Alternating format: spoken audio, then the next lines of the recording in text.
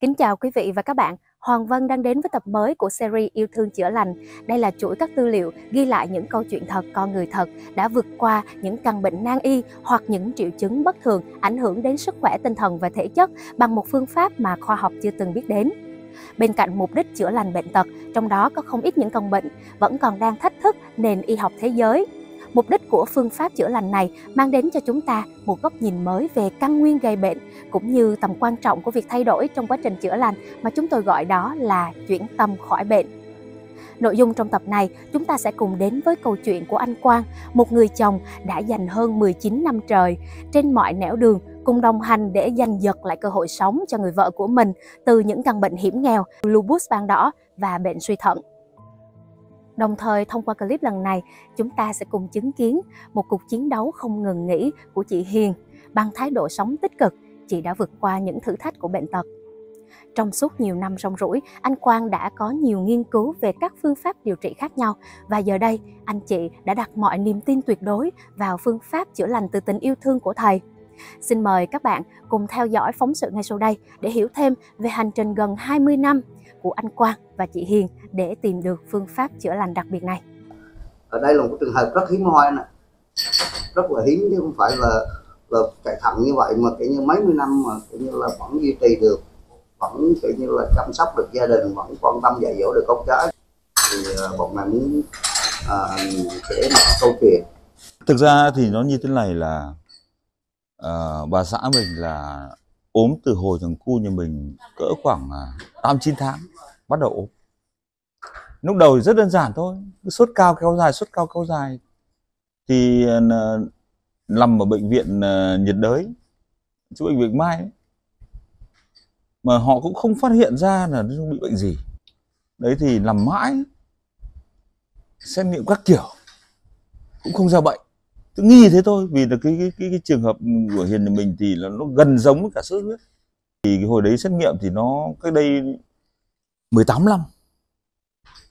Thì cái xét nghiệm của Hiền nhà mình thì là y học của mình vẫn chưa phát triển, dẫn đến là phải gửi đi nước ngoài để mà xét nghiệm.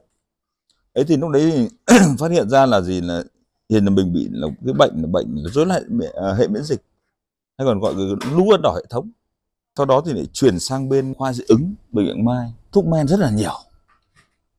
Và cái nền y học kể cả đến bây giờ nên tôi cái lũ ấn đỏ là một trong những cái bệnh mà y học thế giới vẫn đang bó tay. Và kiểu gì kiểu tức là thuốc men, thuốc tây vào nhiều thì đồng nghĩa là gì, là kiểu gì kiểu nó cũng phải suy các kiểu, suy đa tạng. Và Hiền mình đã từng là gì là bị những cái hội chứng nó như kiểu là nó tràn dịch đa màng, nó tim gan tỳ phổi, nó như ở trong một cái chậu nước, tràn dịch đa màng. Đấy thì và sau khoảng điều trị cái lũ ấn đỏ khoảng 4-5 năm thì bắt đầu suy thận. Và đến bây giờ thì thực ra cái hành trình đi rất là nhiều. Thì các cụ hay nói là có bệnh ở vai tứ phương. Ấy thì cái chỗ nào nghe hay là cũng mò vào tận lời. Vì mình thực ra mình rất kỹ thuật thì cũng hay đến mục sở thị. Nghe không thì đôi khi không tin đâu, phải mò vào tận lời. Kể cả cái Đà Nẵng bên Quảng Nam bên nhà cậu đấy, cái rừng Tiên Phước, một cái thời kỳ đấy là cái thời kỳ mà họ phát hiện ra cái lấm liêm xanh đấy để chữa tim chữa thận rất tốt, thì tôi mò vào tận lời để mà tìm. Đấy thì thực ra thì tất cả mọi thứ thì đến giờ này thì mình nhận thấy một điều là gì, là cái y học nó chỉ là cái gì đó là phần ngọn, còn phần gốc của vấn đề thì thực sự là qua chặng đường nó thực ra nó cũng rất là dài sau một đời con người. Đấy, nhưng mà đến thời điểm này mình thấy là gì, là cái dường như nữa thì khoa học họ về Tây y họ chỉ chạy theo cái bệnh, và rốt cuộc là gì, là càng ngày theo Tây y nó càng nặng hơn. Đấy là cái trải nghiệm thực tế, thực sự nó sưng máu. Nếu mà mình biết cái phương pháp này sớm hơn thì có lẽ là Hiền là mình không đến mức độ suy thận đến bây giờ. Đương nhiên ý, thì trong quá trình mà gặp thầy ấy thì cũng là rất là nhiều cái. Đấy, chính vì mình dân làm khoa học, dân là kỹ thuật, cũng lờ mờ, chung là nó không có con số, nó số liệu cụ thể như là bên TI. Nhưng cái đau cái gì, ốm cái gì, bị làm sao thì đều vượt qua một cách nó đơn giản, mà thực sự là nó rất kỳ lạ. Cách đây khoảng 45 nhỉ, khoảng 45 thì đấy thì là Hiền nhà mình bắt đầu là ở cái suy thận giai đoạn cuối, là bắt đầu có biểu hiện là quả thận đang sống lại. Đấy thì cũng bắt đầu đi tiểu được. Đấy thì đương nhiên ý, thì theo quan điểm của của Đông y thì là thận là chủ cơ thể. Thực sự là để nó sống lại và duy trì nó cũng là lại cả một chặng đường rất là lớn. Đấy, nhưng mà cũng là hy vọng là gì là phương pháp nào thì phương pháp, nhưng mà cái cốt lõi của vấn đề là gì? Với bệnh nhân sao hiệu quả. Thì ngày xưa thì đi cũng nhiều nơi lắm. Chung là gọi là đông tây kết hợp, thậm chí là kèm cả cúng bái nữa. Đấy, nhưng mà rốt cuộc thì cứ bệnh nhân nó chiều hướng đi lên thì dường như là không có. Cái vấn đề đi lên thì không có, càng ngày bắt đầu yếu dần. Đấy thì sau suy thận thì là Hiền mình bị một cái bệnh cũng là rất là lan giải. Có nghĩa là bị lóc tách động mạch chủ. Đấy, bị lóc tách động mạch chủ. Đấy thì vì là cái thằng suy thận ấy, nó khổ lỗi là gì, nó hay bị tăng huyết áp. Mà khi của quả tim nó bơm lên ấy, đấy thì là nó tăng huyết áp thì nó giãn mạch máu ra, đặc biệt là cái động mạch chủ.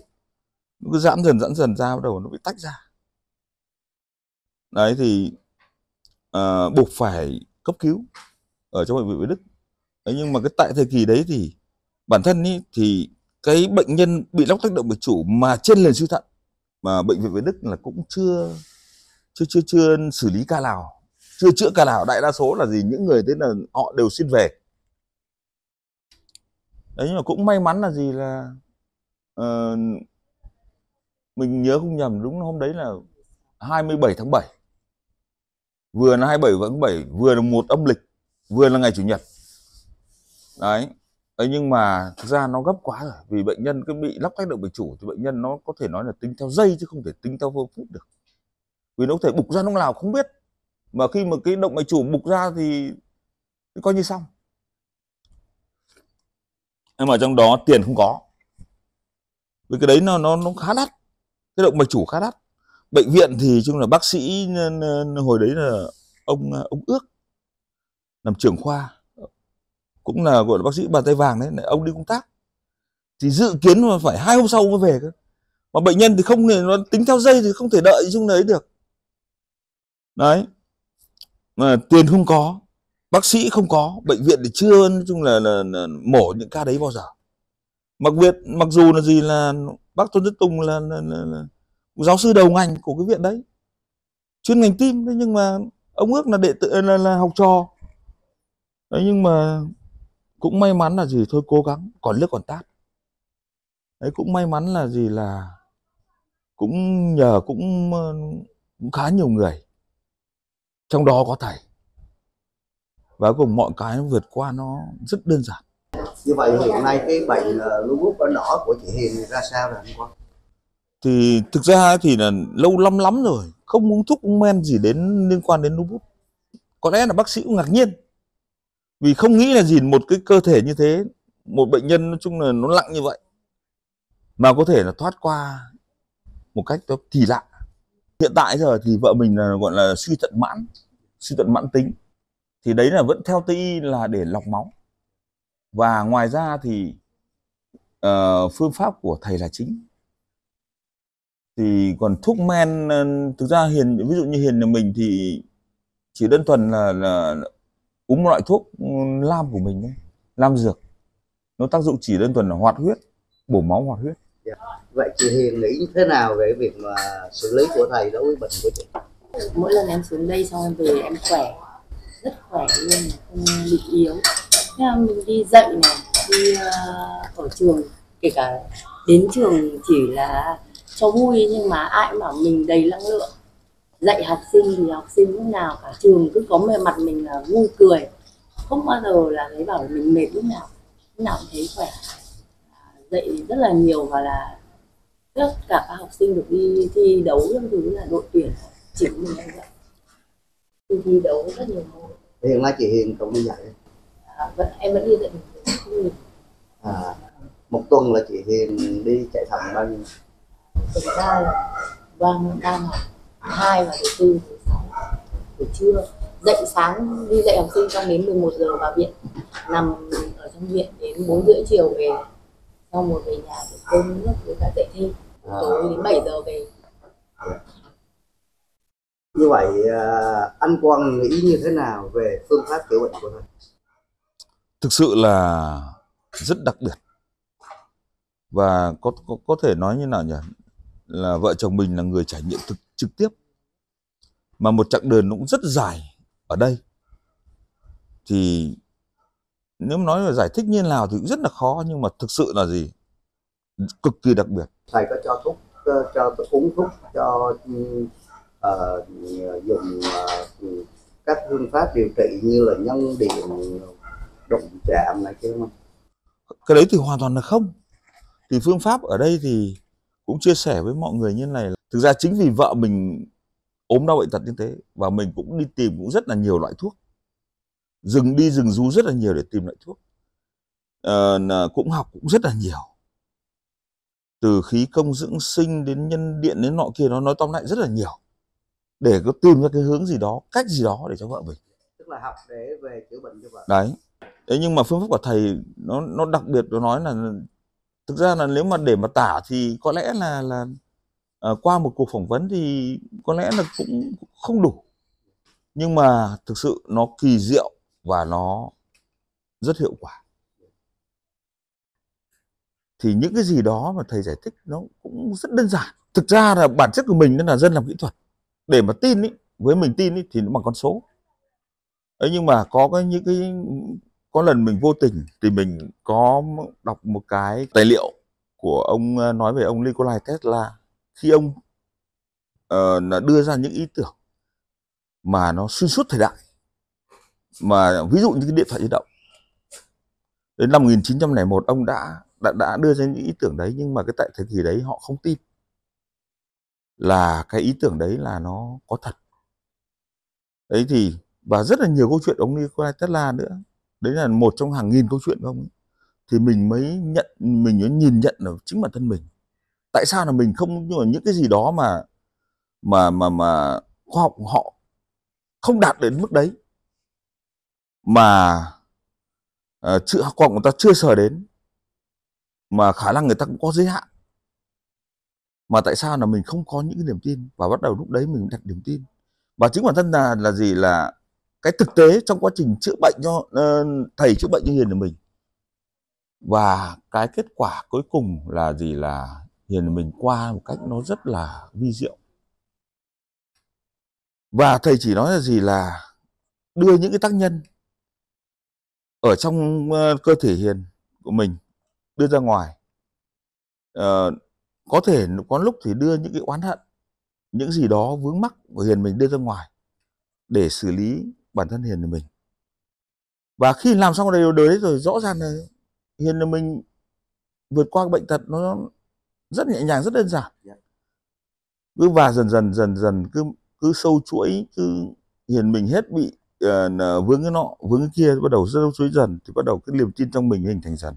Cái kết quả là gì, là Hiền mình nó qua được những cái giai đoạn nó khó khăn, những cái bệnh tật mà Hiền thì mình bị vướng mắc, thì rõ ràng là nó cái vật chất rõ ràng không nhìn thấy, nhưng mà thực sự là nó đang có, mà có khi là nó từ vô thủy kiếp trước, và bản thân cái đấy đạo Phật họ cũng rao giảng rất là nhiều đấy, và nó tồn tại ở kiếp này, và chúng ta phải trải qua, phải trả cái nghiệp đấy. Hồi nãy anh có nói về oán hận, có nói về tác nhân, thì anh nghĩ như thế nào về oán hận và tác nhân? Anh là là người mà đi theo thầy một thời gian rất là dài, và hiện nay anh cũng đang chữa bệnh theo phương pháp của thầy. Thì anh nghĩ như thế nào về tác nhân và oán hận mà hồi nãy anh vừa mới nhắc đó?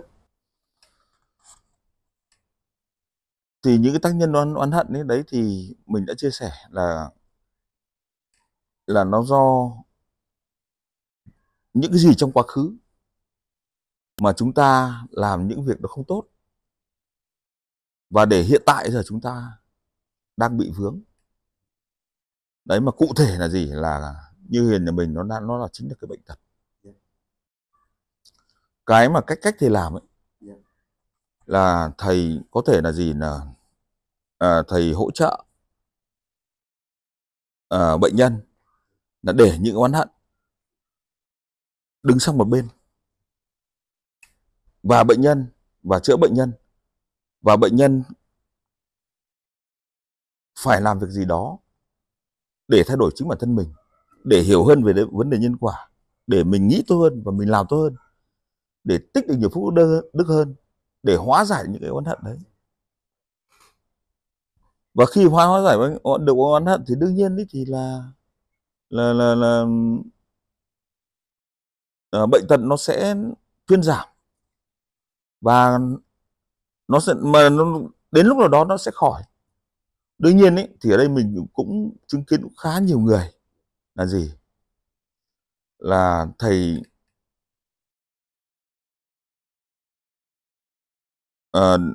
đưa năng lượng ra giúp họ, giúp những oán hận họ có thể là gì, họ thay đổi, họ đi tu. Đấy, thì bệnh nhân là thậm chí là gì, là lập tức khỏi ngay. Chỉ đơn giản như này nhé, thầy nhấc oán hận sang bên đấy, và thầy có tác động để chính bản thân là gì, là can thiệp vào một phần nào đó của bệnh nhân. Đương nhiên bệnh nhân có thể là gì, là nó ổn ngay lúc đấy, ok được, nhưng về lâu về dài thì chắc chắn không được. Vậy là bệnh nhân muốn khỏi thì bệnh nhân phải hiểu những cái gì đó họ đang vướng. Đấy, mà khi họ hiểu cái gì đó đang vướng thì đấy, thì như mình vừa chia sẻ, mình cố gắng mình nhìn nhận lại bản thân, cố gắng mình sống tốt hơn, nghĩ tốt hơn và làm tốt hơn để hiểu được vấn đề nhân quả. Đấy, thay đổi chính mình thì lúc đấy duyên nghiệp họ, nói chung là mình có nợ mình phải trả. Duyên nghiệp chính là cái nợ, mà nợ mình phải trả thì đồng nghĩa là gì, là mình cứ trả dần thì dần nó sẽ hết. Nhưng mà thực sự là nếu mà để hết ngay thì cũng không thể được, vì nó có thể bệnh này nó khỏi nhưng oán hận vẫn còn đấy, nó ra bệnh khác. Đấy, chính bản thân người bệnh là cái người mà họ phải thực sự thay đổi, thậm chí là càng nặng bao nhiêu càng mãnh liệt bấy nhiêu. Đấy, chứ còn để mà chung cứ trông cậy là điều đấy là không có. Cái oán hận đó, cái duyên nghiệp đó mới là cái gốc. Và quyền năng của thầy là gì, là thầy có thể can thiệp được vào những cái đấy. Đấy, để mà chung là họ buông đi một phần nào đó, họ đứng sang bên để cho bệnh nhân thay đổi, họ tạo cơ hội cho bệnh nhân thay đổi. Cái vai trò của thầy ở chỗ chữa bệnh này nó như thế nào? Giữa cái phương pháp điều trị theo đông y hoặc là tây y hoặc phương pháp của thầy có thể nói là khác hẳn nhau. Thậm chí là gì, cái thuốc men nó chỉ là cái gì đó, nó chỉ để mà nó hỗ trợ thôi, cũng không giải quyết được vấn đề gì. Nhiều vấn đề là bệnh. Đấy, nhiều cái ấy, nó nói thật ra không thể giải thích được. Dạ. Các bạn thân mến, chúng ta vừa lắng nghe những lời đúc kết vô cùng sâu sắc từ những người trong cuộc. Thông qua video lần này, chúng tôi mong muốn mang đến cho các bạn một góc nhìn mới nằm ngoài những gì mà khoa học và y học thế giới từng biết đến. Vậy bạn có suy nghĩ gì về trường hợp này? Mặc dù chưa phải là đại trà, nhưng kết quả đạt được đối với người bệnh cũng mở ra cho chúng ta những câu hỏi xung quanh phương pháp điều trị bệnh tận gốc, không sử dụng thuốc, không cầu cúng, không tiếp xúc và hoàn toàn miễn phí. Chúng tôi hầu mong các nhà khoa học, y học, nhân chủng học sẽ có nghiên cứu và đưa ra nhận định để giúp cho con người tìm được một phương pháp phục hồi mới trong tương lai. Và bây giờ xin mời các bạn cùng tham gia thảo luận với chúng tôi ở bên dưới video nhé. Nếu thấy hữu ích, hãy chia sẻ nó đến nhiều người hơn. Và bạn cũng đừng quên nhấn nút theo dõi kênh Bông Sen Yêu Thương để không bỏ lỡ khi các series của chúng tôi có tập mới. Cảm ơn các bạn đã quan tâm theo dõi. Xin kính chào và hẹn gặp lại. Mọi thông tin liên hệ hãy gửi đến cho ban biên tập thông qua địa chỉ thư điện tử bongsenilthương@gmail.com.